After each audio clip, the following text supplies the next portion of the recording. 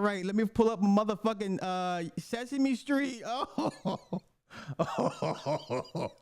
I am here for it. You ready? I say, are you ready? Let's crank this thing up. You're about to hit it, and I'm about to ruin a lot of shit for everybody. So here we go. 10 bizarre Sesame Street fan theories. This is from 2018. Okay. The first one is the theme song contains secret instructions. Okay. I don't really care about this first one. I've gone through it, but I don't care. So, according to a Reddit source theory, the Sesame Street theme song isn't just catchy. It's a code.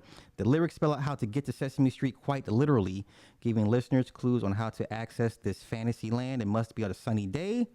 As the repeated line goes, you must bring a broom, sweeping the clouds away, and you have to give Oscar the Grouch the password "Everything's A-OK" to gain entrance.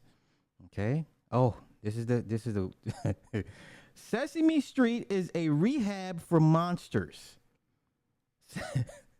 Sesame Street is populated with the stuff of nightmares. There's a gigantic bird, a mean green guy who hides in the trash, and an actual vampire.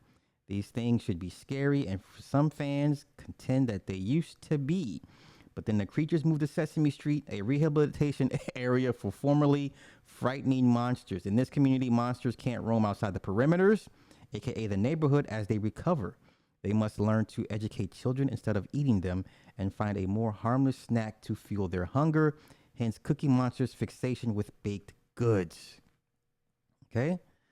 Number 3, Big Bird is a rare breed. He's 8 feet tall, and while he can't fly, he can roller skate. So what kind of bird is he? Big Bird species has been a matter of contention since Sesame Street began. Big Bird insists he's a lark, while Oscar thinks he's more of a homing pigeon. But there's convincing evidence that Big Bird is an extinct moa. The moa were 10 species of flightless birds who lived in New Zealand. They had long necks and stout torsos and reached up to 12 feet in height. Scientists claim they died off hundreds of years ago, but could one be living on Sesame Street? Okay. Oscar's trash can is a Tardis. A Tardis. If you're a fan of Doctor Who, you know exactly what a Tardis is. Let's get into it.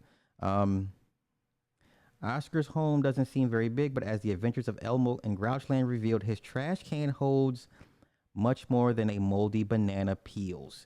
The Grouch has chandeliers and even an interdimensional portal down there. There's only one logical explanation for this outrageously spacious trash can. It's a Doctor Who style TARDIS. And I'll just click the link so you guys can get an idea of what a TARDIS is. TARDIS. You know what? Let's not do that. Let's do this. Let's look up what a TARDIS. I know what it is. I mean, I used to watch the show, the 70s version. I didn't care for all the other shit.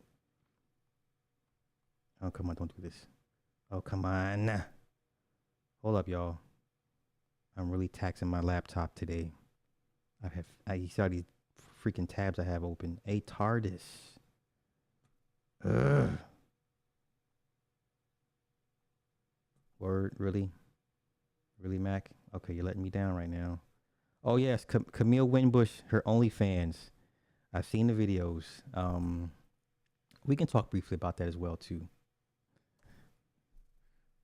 Okay, TARDIS. That's what it looks like. A time machine spacecraft that appears in a British science fiction television series Doctor Who and its various spin-offs. So basically, it's a telephone booth. They can travel dimensions. That's what a TARDIS is. Okay. Let's get back to the big Sesame Street. Okay. Number 5. It's all a riff on Plato. Plato has famous allegory about a cave, one that explains enlightenment through actual sunlight. He describes a prisoner who steps out of the cave and into the sun, realizing his entire understanding of the world is wrong. When he returns to the cave to educate his fellow prisoners, they don't believe him because the information is too overwhelming and contradictory to what they know. The lesson is that education is a gradual learning process, one where pupils must move through the cave themselves, putting pieces together along the way. And what better guide than is a Merry Kids show? According to one Reddit theory, Sesame Street builds on Plato's teachings by presenting a utopia where all kinds of creatures live together in harmony. There's no racism or suffocating gender roles.